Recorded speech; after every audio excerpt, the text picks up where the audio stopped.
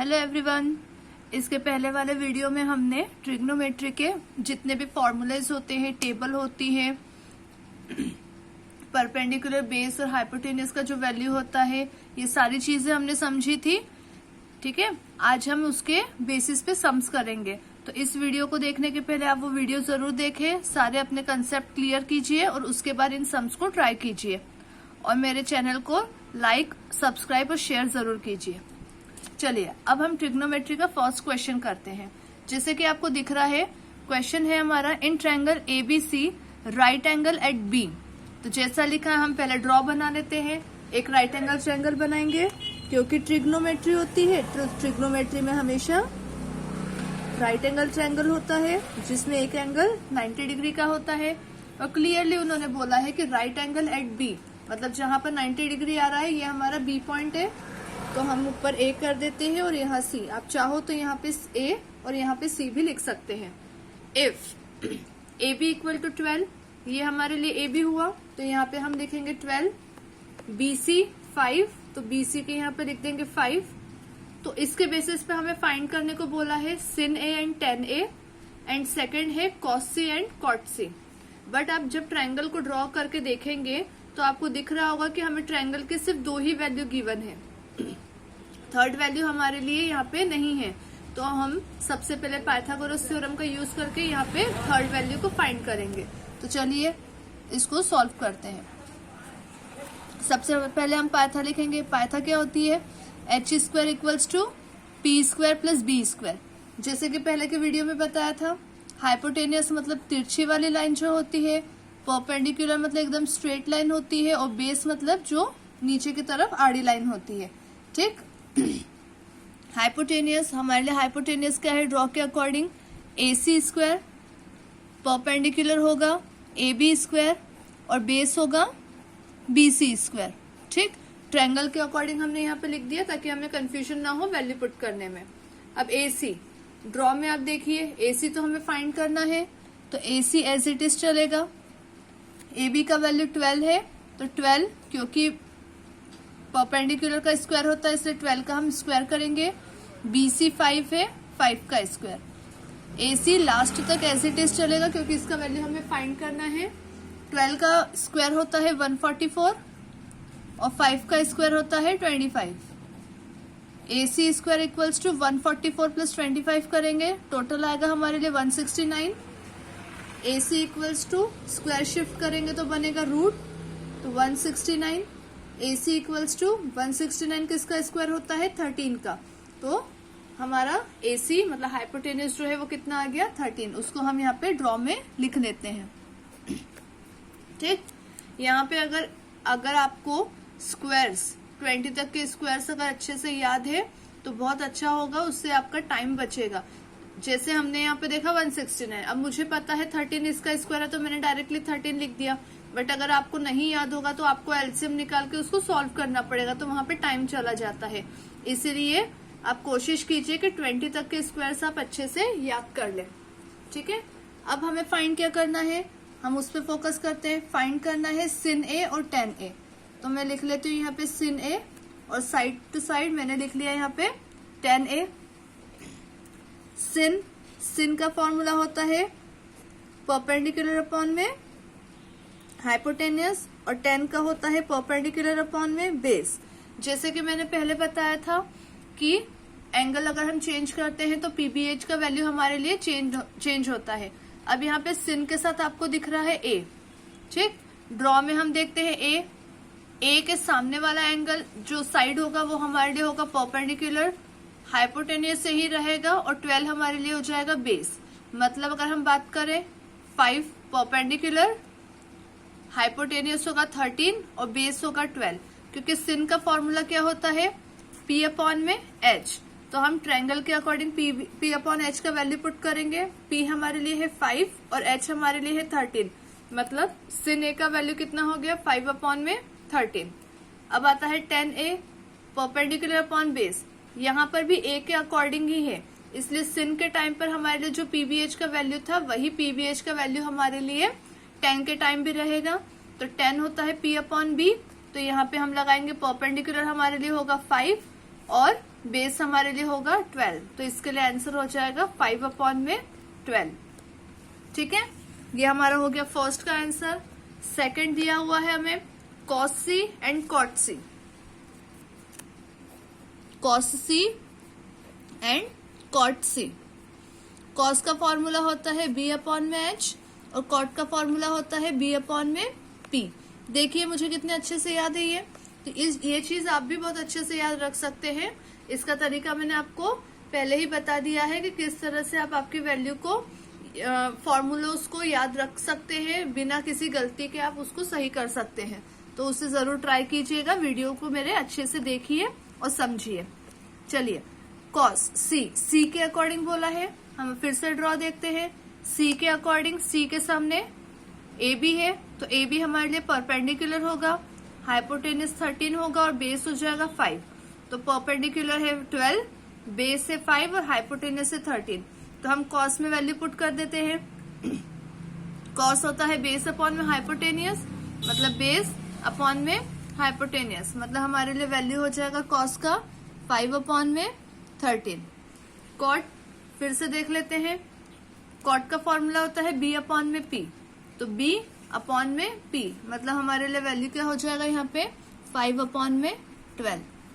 ठीक है, तो अब आप देख रहे होंगे कि sin A के अकॉर्डिंग और cos C के अकॉर्डिंग वैल्यू बिल्कुल एक जैसी आई है। लेकिन ये एक जैसे क्यों आई है? क्योंकि यहाँ पे sin का वैल्यू जो है A एंगल के अकॉर्डिंग निकालना था और यहाँ पे cos का वैल्यू C के अकॉर्डिंग निकालना था, इसलिए वो वैल्यू एक जैसी आ रही है।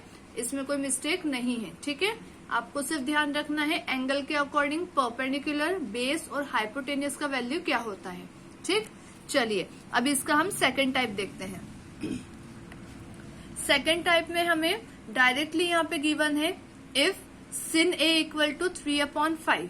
ठीक है, sin A इक्वल टू 3/5।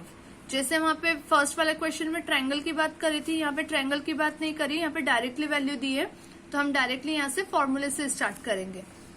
चलिए देख लेते हैं कैसे। तो sin A, sin का फॉर्मूला क्या होता है? sin का फॉर्मूला होता है परपेंडिकुलर अपॉन में हाइपोटेनियस, और जो की वैल्यू हमें दी हुई है 3/5। मीन हम यहाँ पे बोल सकते हैं हमारे लिए परपेंडिकुलर का वैल्यू होगा 3 और हाइपोटेनियस का वैल्यू होगा 5। बचता है बेस, तो हमें बेस फाइंड आउट करना पड़ेगा। जैसे कि आपको पता है जब भी ट्रायंगल की 2 वैल्यू हो, थर्ड वैल्यू हमें फाइंड करनी हो, तो हमेशा हमें पाइथागोरस थ्योरम का यूज करना होता है। तो हम पाइथा लगा लेते हैं। h² equals to p² plus b²। h है हमारे, यहाँ h है हमारे लिए 5, तो h की जगह हमने वैल्यू पुट करी 5। परपेंडिकुलर है हमारे लिए 3, तो हमने परपेंडिकुलर की जगह वैल्यू पुट करी 3, और बेस हमें फाइंड करना, तो बेस एज इट इज रखेंगे। 5 का स्क्वायर होता है 25, 3 का स्क्वायर होता है 9, और बेस हमें निकालना है, तो वो बेस का value as it is last तक ऐसा ही चलेगा। अब हमें यहाँ पे बेस निकालना है, तो इसलिए हम नंबर को एक तरफ कर देंगे, प्लस का 9 उधर शिफ्ट होगा, तो माइनस का 25 माइनस 9 करा 16, स्क्वायर शिफ्ट करेंगे तो 16 पे बन जाएगा रूट 16 होता है 4 का वैल्यू, इसलिए बेस हमारे लिए कितना आ गया 4। अब हम क्वेश्चन में देखते हैं हमें फाइंड क्या करना है। क्वेश्चन में हमें फाइंड करने को बोला है cos A और tan A, तो हम लिख लेते हैं cos A एंड साइड में लिखते हैं tan A। सबसे पहले cos का फॉर्मूला होता है बेस अपॉन में हाइपोटेनियस, और tan का फॉर्मूला होता है परपेंडिकुलर अपॉन में बेस। ठीक है, बेस अपॉन में हाइपोटेनियस। अब बेस का वैल्यू कितना आया हमारे लिए 4, और हाइपोटेनियस का वैल्यू हमारे लिए कितना है 5 है, तो ये 5 एज इट इज आ जाएगा, तो वैल्यू हमारे लिए हो गई 4/5। क्वेश्चन में देखते हैं परपेंडिकुलर 3 और बेस हमने निकाला 4, तो 10 का वैल्यू हो जाएगा 3/4। ठीक, ये हमारे लिए आंसर हो गए। देखिए आप कितना छोटा सा कैलकुलेशन है। ठीक है, आधा पेज भी नहीं लगा है और ये हमारा सम हो चुका है। क्वेश्चंस बहुत इजी होते हैं, बस आपको जो टर्म्स होती है वो क्लियर होनी चाहिए कि sin मतलब क्या होता है, cos मतलब क्या होता है। ठीक है, और हमें पाइथा लगाना आना चाहिए। पाइथागोरस थ्योरम का वैल्यू आपको जितने भी क्वेश्चन आप देखेंगे सभी जगह पर पाइथा का यूज हमें करना ही पड़ता है। ठीक है, अब इसका हम नेक्स्ट क्वेश्चन ट्राई करते हैं। मैं हर क्वेश्चन में आपके लिए चेंजेस लेकर आई हूं ताकि आपको हर टाइप का क्वेश्चन समझ में आ जाए। क्वेश्चन किस तरह से पूछता है और किस तरह से वैल्यू निकालनी होती है, ये आपको हर क्वेश्चन में क्लियर रहे। ठीक है, तो आपके लिए यहाँ पे हर टाइप का एक एक क्वेश्चन मैं लेकर आई हूँ। चलिए, अब थर्ड क्वेश्चन हम जो देख रहे हैं इसमें दिया हुआ है in triangle ABC right angle at B. ठीक है, तो अगेन ड्रॉ बना लेते हैं। सबसे पहले हम बना रहे राइट एंगल, जैसे कि राइट एंगल एट बी बोला है तो हम यहाँ पे बी लगाते हैं, ऊपर ए और यहाँ पे सी।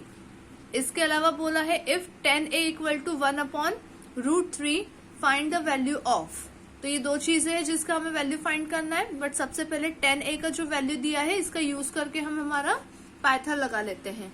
हमें दिया हुआ है 10a इक्वल्स टू 1/√3, मतलब यहाँ पे किसके अकॉर्डिंग बात करी है, a के अकॉर्डिंग।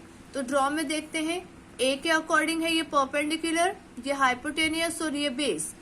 10 का फॉर्मूला होता है परपेंडिकुलर अपॉन में बेस, तो हमारे लिए परपेंडिकुलर कितना हो जाएगा 1।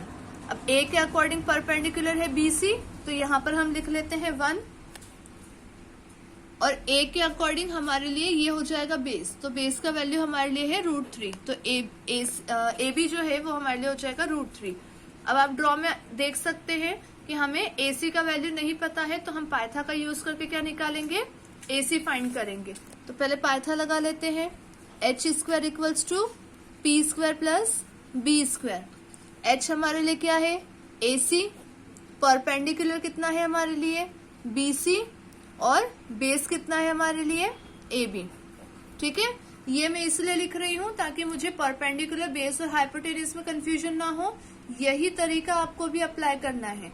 पाइथन लगाई, ट्रायंगल के अकॉर्डिंग हाइपोटेनियस, परपेंडिकुलर, बेस क्या है पहले वो लिखें, उसके बाद उसका वैल्यू पुट करें। वरना कई बार क्या होता है, परपेंडिकुलर की जगह पे बेस, बेस की जगह परपेंडिकुलर का वैल्यू पुट कर देते हैं और हमारा आंसर आता नहीं है।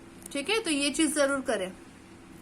अब AC का वैल्यू तो हमें फाइंड करना है, तो AC एज इट इज चलेगा। BC का वैल्यू कितना है 1, तो 1 लिखा। AB कितना है √3। AC² इक्वल्स टू 1 का स्क्वायर 1, √3 का स्क्वायर कितना होता है 3। ठीक है, रूट वाले नंबर का ध्यान रखिए, रूट वाले नंबर का जब भी स्क्वायर करते हैं तो रूट को हटा दीजिए और जो नंबर है उससे 1 टाइम हमें यहाँ लिखना है। तो √3 का स्क्वायर करने पे नंबर कितना आया 3। अब आप देख सकते हैं 1 + 3 है, तो 1 + 3 कितना हो गया 4।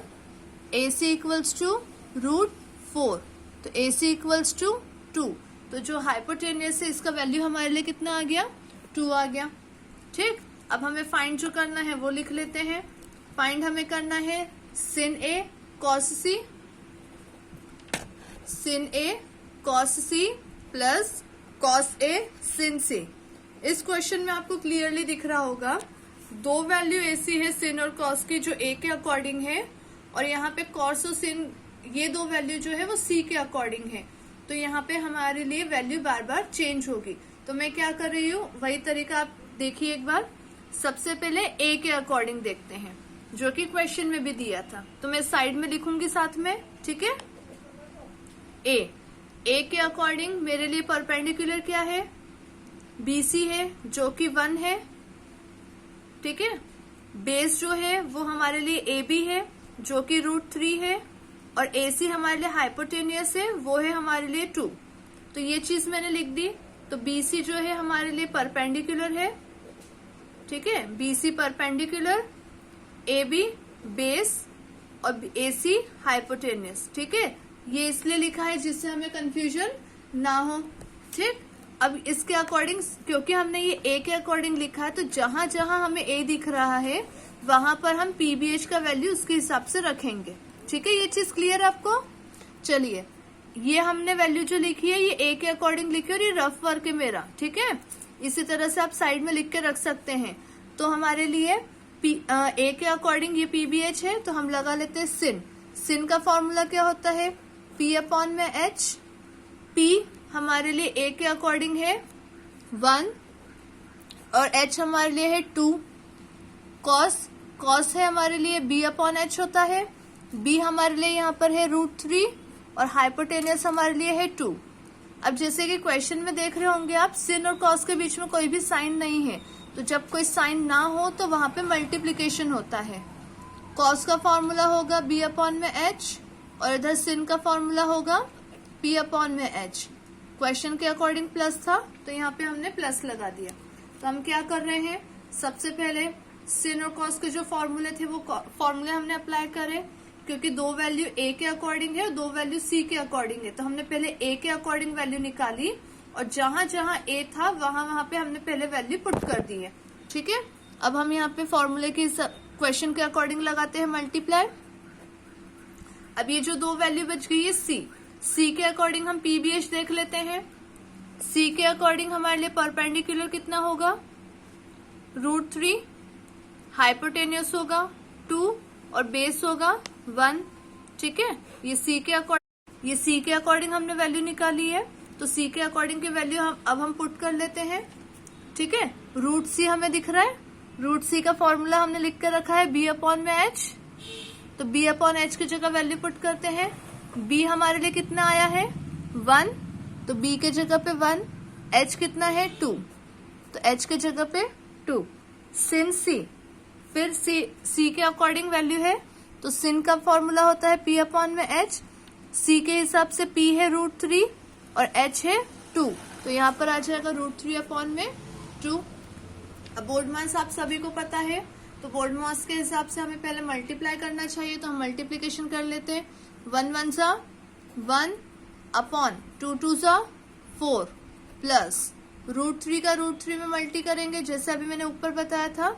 यहाँ पे वैल्यू आएगी हमारी 3 अपॉन में 2 2 सा 4। क्योंकि दोनों का ही डिनोमिनेटर सेम है, तो जब हम एलसीएम लेंगे तो डिनोमिनेटर हमें मिलेगा, एलसीएम में मिलेगा हमें 4।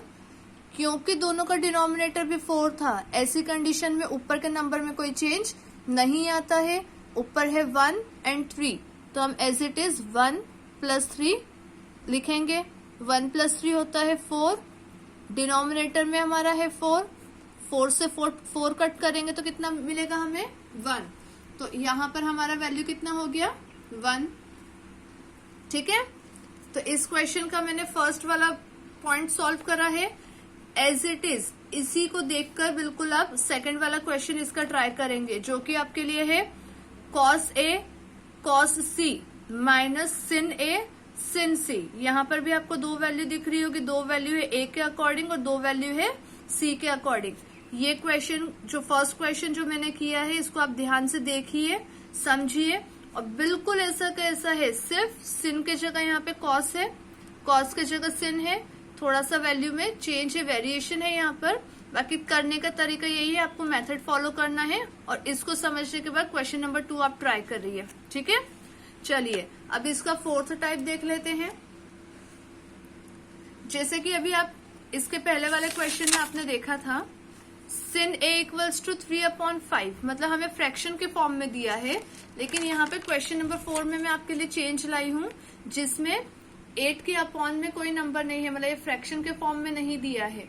तो हम इसे कैसे स्टार्ट करेंगे, तो स्टार्ट करने के लिए हम क्या लिखेंगे cot A। ठीक है, हमारा cot A ऐसा का ऐसा आपको दिख रहा होगा, cot के साथ 15 जो है वो मल्टीप्लाई में है। मल्टीप्लाई का नंबर हम शिफ्ट करेंगे तो डिवाइड में आता है, तो ये बन जाएगा 8/15। अब ये बन गया क्वेश्चन नंबर 2 के जैसा। हम cot का फॉर्मूला लगाएंगे। cot क्या होता है, बेस अपॉन में परपेंडिकुलर, मतलब बेस का वैल्यू हमारे लिए हो गया 8 और परपेंडिकुलर का वैल्यू कितना हो गया 15। बचता है हाइपोटेनियस, तो h का वैल्यू हम निकाल लेंगे पाइथागोरस थ्योरम अप्लाई करके। ठीक है, अब इसके बाद ये तो बिल्कुल इजी है, sin A और sec A, इसका वैल्यू निकालना है। ठीक है, sin का फॉर्मूला लगाइए, वैल्यू पुट कीजिए, sec का फॉर्मूला लगाइए, वैल्यू पुट कीजिए। बहुत आसान है ये क्वेश्चन। ठीक है, इसे भी आप ट्राई कीजिए। जितना देखिए आप प्रैक्टिस करेंगे, जितने क्वेश्चन कंसेप्ट समझने के बाद खुद से ट्राई करेंगे, उतना ही फायदा आपको होगा। ठीक है, तो इस क्वेश्चन को जरूर ट्राई कीजिए, आपका आंसर आ जाएगा। चलिए नेक्स्ट क्वेश्चन देखते हैं, क्वेश्चन नंबर 5। अभी तक आपने देखा A, B, थीटा, यहाँ पे उसके जगह अल्फाबेट में हमें यूज करा है अल्फा। ठीक है, तो अल्फाबेट से कोई फर्क नहीं पड़ता है कि ए दिया है, बी दिया है, थीटा दिया है, आपको टर्म क्या दी है, सिन दिया है, कॉस दिया है, क्या दिया है, उसके अकॉर्डिंग आपको क्वेश्चन को करना है। अल्फा, बीटा, गामा, थीटा, पूरे अल्फाबेट में से कोई भी अल्फाबेट यहाँ पे हमें दे दे, उससे हमें कोई फर्क नहीं पड़ता, हमें हमारे टर्म पे ध्यान देना है। ये इसलिए मैं बता रही हूँ, मैक्सिमम टाइम स्टूडेंट का क्वेश्चन रहता है मैम पहले वाले क्वेश्चन में ए था बट यहाँ पर अल्फा दे दिया, तो इसे कैसे करना है। तो इसलिए मैं ये चीज आपको क्लियर कर दे रही हूँ कि यहाँ पर अल्फाबेट से कोई फर्क नहीं पड़ता है, हमें टर्म पे ध्यान देना है कि हमें टर्म क्या दी हुई है। ठीक है, चलिए अब इस क्वेश्चन को हम देखते हैं। इसके पहले वाले जैसा यहाँ पे भी दिया हुआ है 5 tan अल्फा इक्वल टू 4। तो हम 5 को क्या करेंगे, डिवाइड में ले जाएंगे, तो हमारे लिए वैल्यू बन जाएगी tan अल्फा इक्वल टू 4/5। 10 का फॉर्मूला होता है परपेंडिकुलर अपॉन बेस, तो परपेंडिकुलर का वैल्यू हो गया 4, बेस का वैल्यू 5, तो बचता है हाइपोटेनियस। हाइपोटेनियस हम निकालेंगे, ठीक है, हाइपोटेनियस निकालेंगे हम पाइथागोरस थ्योरम से। h square equals to p square plus b square. h का वैल्यू तो हमें निकालना है, तो h को एज इट इज रखेंगे 4 square plus 5 square. h square equals to 4 का स्क्वायर 16, 5 का square 25। h square equals to, इन दोनों नंबरों को प्लस करेंगे तो 6 + 5 11 का 1 कैरी 1, ये हो जाएगा 41। h equal to √41। अब जैसे कि आपको दिख रहा होगा 41 जो है वो प्राइम नंबर है, ये किसी भी नंबर के टेबल में नहीं आता है, तो इसीलिए आगे ये क्वेश्चन अभी यहाँ से हाइपोटेनियस हमारा आगे सॉल्व नहीं हो सकता। हाइपोटेनियस का वैल्यू हमारे लिए क्या रहेगा, √41। जब भी रूट में कोई नंबर बच जाता है तो आप कंफ्यूज ना हो कि हम कुछ गलत कर रहे हैं। कुछ क्वेश्चंस ऐसे भी आएंगे आपके लिए जहां पर नंबर आपको ऐसा होगा जो प्राइम नंबर है, जो आगे सॉल्व नहीं हो सकता, तो वहीं पे आपका हाइपोटेनियस का वैल्यू हो जाएगा। ठीक है, अब हमें फाइंड करने को क्या बोला है, हम वो देख लेते हैं। फाइंड हमें करना है 5 sin alpha minus 3 cos alpha upon में 5 sin alpha plus 2 cos alpha, है ना। हमें बोला है show that 5 sin alpha minus 3 cos alpha upon में 5 sin alpha plus 2 cos alpha equal to 1/6। मतलब ये वाला साइड हम जब सॉल्व करेंगे तो सॉल्व करके हमारा आंसर क्या आना चाहिए, 1/6 आना चाहिए। तो शो दैट वाले जो क्वेश्चन होते हैं उसमें अदर साइड जो है आपकी वो आनी चाहिए। अगर आपको सॉल्यूशन करने पे ये साइड नहीं आती है, मतलब हमने कोई ना कोई मिस्टेक करी है, वो मिस्टेक हमें ढूंढना है। तो इस टाइप के क्वेश्चन में बस ये ध्यान रखना है, अदर साइड जो वैल्यू गिवन है वो हमारा सॉल्व करके आना चाहिए। तो चलिए हम आगे का करते हैं। तो सबसे पहले हम क्या करेंगे, सिन और कॉस की जगह उनके फॉर्मूले अप्लाई करेंगे। तो 5 सिन होता है p अपॉन में h माइनस 3 कॉस होता है b अपॉन में h। ठीक है, मैं मल्टीप्लाई क्यों लगा रही हूँ, नंबर और अल्फाबेट के बीच में कोई साइन नहीं है, मतलब यहाँ पे मल्टीप्लाई रहेगा। पूरे के अपॉन में 5 into p upon h plus 2 into b upon h. ठीक है, अदर साइड लिखने की जरूरत नहीं है, हमें सॉल्व करके 1/6 लाना है। चलिए 5 इंटू परपेंडिकुलर कितना गिवन है 4 और हाइपोटेनियस हमारा आया √41, तो हमारे लिए सिन का वैल्यू हो जाएगा 4 अपॉन √41। तो 4 अपॉन √41 माइनस 3 इंटू बेस कितना है, बेस है 5, तो हमारे लिए यहाँ पे हो जाएगा 5 अपॉन में √41। पूरे के अपॉन में 5 into 4 upon √41 plus 2 into 5 upon √41। ठीक है, हमने अभी क्या किया, जो क्वेश्चन दिया था इस क्वेश्चन में हमने फॉर्मूला लगाया, फॉर्मूले के बेसिस पे उसकी वैल्यू पुट करी और अभी कुछ नहीं करा है। ठीक है, अब इसके आगे देखते हैं कैसे करना है। चलिए सबसे पहले जैसे कि आपको पता है जब नंबर फ्रैक्शन के फॉर्म में आता है तो हमेशा जब मल्टीप्लाई करते हैं तो मल्टीप्लाई किस तरीके से किया जाता है, ऊपर के नंबर का मल्टीप्लाई करना, मीन न्यूमरेटर वाले नंबर का मल्टीप्लाई न्यूमरेटर वाले नंबर से और डिनोमिनेटर वाले नंबर का मल्टीप्लाई डिनोमिनेटर से। तो 5 मेरे लिए 5 के अपॉन में कुछ नहीं है, मतलब ये नंबर मेरा न्यूमरेटर के लिए होगा। 5 का मल्टीप्लाई 4 में करूंगी तो 5 4 सा 20, तो इसको यहाँ लिख लेते हैं, तो हो जाएगा 20 अपॉन में √41 माइनस 3 इंटू 5, तो 3 5 सा 15, तो यहाँ लिख लेते हैं 15 अपॉन में रूट 41, पूरे के अपॉन में नंबर देखिए 5 4 सा 20, तो यहाँ हो जाएगा 20 अपॉन में रूट 41 प्लस 2 5 सा 10, तो यहाँ हो जाएगा 10 अपॉन में रूट 41, तो लिख लेते हैं हम 20 upon root 41 plus 10 upon root 41। ठीक है, अभी यहाँ पे नंबर सारे फ्रैक्शन में हैं, तो फ्रैक्शन के नंबर को सॉल्व करने का तरीका क्या होता है, फिलहाल के लिए आप डिनोमिनेटर के नंबर को भूल जाइए। ठीक है, ये देखिए मैंने आपको छुपा दिया, तो अब ऊपर नंबर आपके लिए क्या बच गया, 20 अपॉन में रूट 41 माइनस 15 अपॉन में रूट 41। तो अब इस नंबर को अगर हमें सॉल्व करना है तो हम कैसे करेंगे, एलसीएम लेके, और एलसीएम में हमारा नंबर क्या आएगा, रूट 41 आएगा, क्योंकि दोनों के डिनोमिनेटर में नंबर सेम है।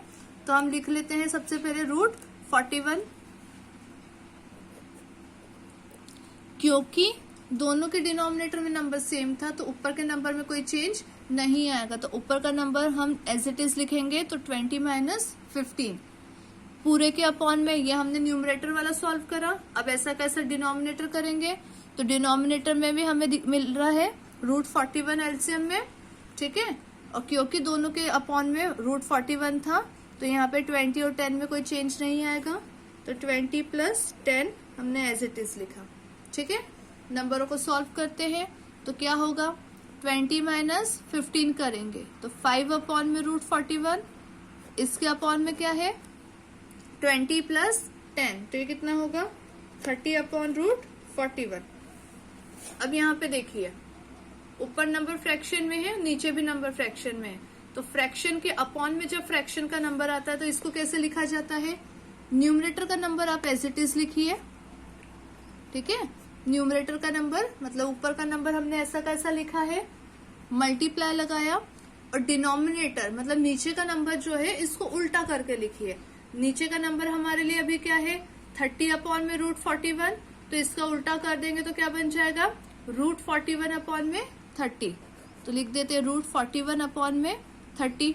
अब यहाँ पे नंबर के बीच में आपको दिख रहा है मल्टीप्लाई है, तो जब भी नंबर के बीच में मल्टीप्लीकेशन होता है तो हम नंबर को कैंसिल कर सकते हैं, तो कर देते हैं रूट 41 से रूट 41 कैंसिल, 5 1 सा 5, 5 6 सा 30, ऊपर बचा 1, नीचे बचा 6। क्वेश्चन में हमें अदर साइड में क्या दिया था 1/6 ही दिया था, और हमारा सॉल्व करके भी कितना आया 1/6, तो ये सम हमारा कंप्लीट हो गया। ठीक है, अब इस का एक लास्ट क्वेश्चन जो कि एनसीईआरटी का 8.1 का क्वेश्चन है, उस टाइप का मैं आपको क्वेश्चन करा रही हूँ। इसके जैसा देख के आप 8.1 का क्वेश्चन ट्राई कीजिए। जितना प्रैक्टिस आप करेंगे उतना ही ज्यादा फायदा आपके लिए ही है। ठीक है, तो चलिए इस क्वेश्चन को करते हैं। ये क्वेश्चन बहुत इम्पोर्टेंट है और खासकर एमपी बोर्ड वाले बच्चों को बहुत ज्यादा पूछा जाता है एग्जाम में ये क्वेश्चन। ठीक है, तो इस क्वेश्चन को कैसे करना है तो हम देख लेते हैं। सबसे पहले हम इस क्वेश्चन के लिए ड्रॉ बनाएंगे। In triangle P OPQ right angle at P, तो हमें एक ड्रॉ बनाना है। ठीक है, OPQ right angle at P, P पे राइट एंगल करेंगे, ऊपर O कर दिया और साइड में Q कर दिया, तो ये OPQ बन गया। वैल्यू पुट करते हैं, OP कितना दिया है 7, तो OP की जगह 7 और दिया है OQ minus PQ equal to 1। OQ minus PQ equal to 1 मतलब इन दोनों की साइड का डिफरेंस हमें 1 दिया है, बट ये दोनों साइड हमें एग्जैक्टली नहीं दी हुई है, तो हम पहले अभी साइड में लिख लेते हैं। ठीक है, क्या लिख लेते हैं हम वैल्यूज जो कि हमें दिया है। OP इक्वल टू 7 सेंटीमीटर दिया हुआ है और हमें यहाँ पे दिया हुआ है OQ minus PQ equal to 1, है ना। हमें पता है कि अगर आगे का हमें सॉल्व करना है तो उसके लिए कम से कम ट्रायंगल की 2 वैल्यू तो हमें पता होनी चाहिए, तभी हम पाइथा लगा पाते हैं। तो हमें यहाँ पे एक वैल्यू तो एग्जैक्ट दी हुई है 7, तो दूसरी वैल्यू हम कहाँ से निकालेंगे, ये जो वैल्यू दिया है यहाँ पे आपको दिख रहा है माइनस PQ दिया है, हम ये माइनस के PQ को शिफ्ट करेंगे तो हमारा वैल्यू OQ का मिल जाएगा। तो कैसे मिलेगा, OQ इक्वल टू 1, माइनस का नंबर शिफ्ट किया तो प्लस का हुआ, तो ये बन गया OQ equal to 1 plus PQ। ठीक है, अब हम लगाते हैं यहाँ पे पाइथा। क्यों, क्योंकि हमारे लिए एक वैल्यू ये आ गई है और दूसरी वैल्यू ये आ चुकी है। तो हम पाइथा का यूज करके हमारी थर्ड वैल्यू फाइंड कर लेंगे। H square equals to p square plus b square. Triangle के अकॉर्डिंग देखेंगे तो एच क्या है ओ क्यू, पी क्या है ओ पी और बी कितना है पी क्यू। ठीक है, तो हमने यहाँ पे ट्रायंगल के अकॉर्डिंग नाम लिख दिया जिससे हमें वैल्यू पुट करने में आसानी होगी। अब ओ क्यू है, ओ क्यू का वैल्यू कितना आया 1 प्लस पी क्यू, तो ओ क्यू की जगह हम लिख देते हैं 1 plus P Q. O Q का स्क्वायर था तो इसका भी पूरे का स्क्वायर होगा। ओपी 7 और पी क्यू हमारे पास नहीं है तो P Q as it is चलेगा। अब यहाँ पे देख रहे होंगे आप 1 प्लस पी क्यू का होल स्क्वायर बन रहा है, तो ये एक आइडेंटिटी के फॉर्म में है जो कि क्या होती है a प्लस बी का होल स्क्वायर। ये जो चीज मैं लिख रही हूँ ये आपको समझ में आए इसलिए है, ये आपको नहीं लिखना है, सिर्फ समझने के लिए कि हम आइडेंटिटी किस तरह से यहाँ पे यूज करेंगे। तो a प्लस बी का होल स्क्वायर के फॉर्म में है, इसकी आइडेंटिटी होती है a square plus b square plus 2ab। अब यहाँ पे जब देखेंगे तो a की जगह हमारे लिए है 1 और b की जगह हमारे लिए है पी क्यू। तो आइडेंटिटी के हिसाब से हम a की जगह लिखेंगे 1 और b की जगह लिखेंगे पी क्यू। ठीक है, चलिए उसके अकॉर्डिंग लिखते हैं। तो a स्क्वायर मतलब 1 स्क्वायर, b स्क्वायर मतलब P Q square plus 2ab, तो प्लस 2 इंटू a की जगह 1 इंटू b की जगह पी क्यू। ठीक है, ये हमारा a प्लस बी के होल स्क्वायर के आइडेंटिटी को हमने सॉल्व करा। इक्वल में चल रहा है 7 square plus P Q square, इसे मैंने एज इट इज अभी लिखा है। ठीक, अब आगे इसको सॉल्व करते हैं। 1 का स्क्वायर 1, पी क्यू का स्क्वायर तो पॉसिबल नहीं क्योंकि अल्फाबेट का हम नहीं कर सकते, तो पी क्यू का स्क्वायर एज इट इज लिखेंगे। 2 1 सा 2, तो ये हमारे लिए हो गया 2 पी क्यू इक्वल टू 7 का स्क्वायर कितना होता है 49 plus P Q as it is. ठीक है, अब देखिए यहाँ पे दो तरीके होते हैं, मुझे यहाँ पे क्लियरली दिख रहा है पी क्यू स्क्वायर इधर भी है, पी क्यू स्क्वायर उधर भी है। जब मैं दोनों में से किसी एक को भी इधर या उधर शिफ्ट करती हूँ तो इनके साइन चेंज हो जाएंगे, मतलब एक प्लस का और एक माइनस का हो जाएगा, तो ये दोनों वैल्यू आपस में क्या हो जाएगी कैंसिल आउट हो जाएगी। ठीक है, ये समझने के लिए काफी आसान है, बट अगर आपको कंफ्यूजन हो तो आप एक तरीका क्या कर सकते हैं, जितने भी अल्फाबेट है उन सभी को एक तरफ शिफ्ट कर लीजिए। तो अपन वैसा करते हैं, P Q square as it is plus 2 P Q as it is, वहां से मैं पी क्यू इधर शिफ्ट करती हूँ तो प्लस से इधर आके माइनस का हो गया। 49 यहीं पर है, सभी अल्फाबेट में इस तरफ लेके गई हूँ तो यहां से नंबर हम उधर शिफ्ट करेंगे। नंबर हमारे लिए है 1 उधर शिफ्ट होके माइनस का हो जाएगा। अब यहाँ पे आपको क्लियरली दिख रहा होगा पी क्यू स्क्वायर से पी क्यू स्क्वायर कैंसिल हो जाएगा, तो बचेगा 2 P q equal to 48, p q equal to 48 upon 2, 2 से कट करेंगे तो पी क्यू इक्वल टू 2 2 सा 4, 2 4 सा 8, तो पी क्यू का वैल्यू हमारे लिए कितना आ गया 24 आ गया। ठीक है, अब ये हमारा पाइथा का यूज करके कंप्लीट हो गया है। क्वेश्चन में देखिए अब हमें फाइंड करने को क्या बोला है, उन्होंने फाइंड करने को बोला है सिन क्यू एंड कॉस क्यू। यहाँ लिख लेते हैं हम सिन क्यू और कॉस क्यू, क्यू के अकॉर्डिंग है तो क्यू के अकॉर्डिंग हम देख लेते हैं।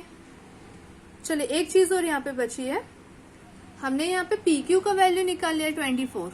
ठीक है, पी क्यू का वैल्यू निकाल लिया 24, बट अभी हमारे लिए ओपी है, पी क्यू आ गया लेकिन ओ क्यू नहीं आया है, तो हम क्या करेंगे इस वैल्यू को जो हमने शिफ्ट करके वैल्यू बनाई थी यहाँ पे पुट कर देंगे। ठीक है, तो ओ क्यू इक्वल टू कितना हो जाएगा हमारे लिए, ओ क्यू हमने लिखा था 1 प्लस पी क्यू, तो ओ क्यू में पी क्यू के वैल्यू पुट कर देंगे तो 1 प्लस 24, तो कितना हो गया 25। तो ट्रायंगल की तीनों साइड हमारे लिए एग्जैक्टली आ चुकी है। ओपी है 7, पी क्यू आ गया 24 और ओ क्यू आ गया 25। तो हम इसे ड्रॉ में भी लिख लेते ताकि हमें बाद में प्रॉब्लम ना आए। ठीक है, ओपी कितना है 7, ये ऑलरेडी लिख चुके हैं हम। पी क्यू कितना आया 24, तो पी क्यू की जगह हम लिख लेते हैं 24 और ओ क्यू कितना आया 25, तो ओ क्यू की जगह हमने लिखा 25। ये इसलिए कि क्योंकि अब हमें जो वैल्यू निकालने को बोला उस हिसाब से हम पीबीएच का वैल्यू सही लिख सकें।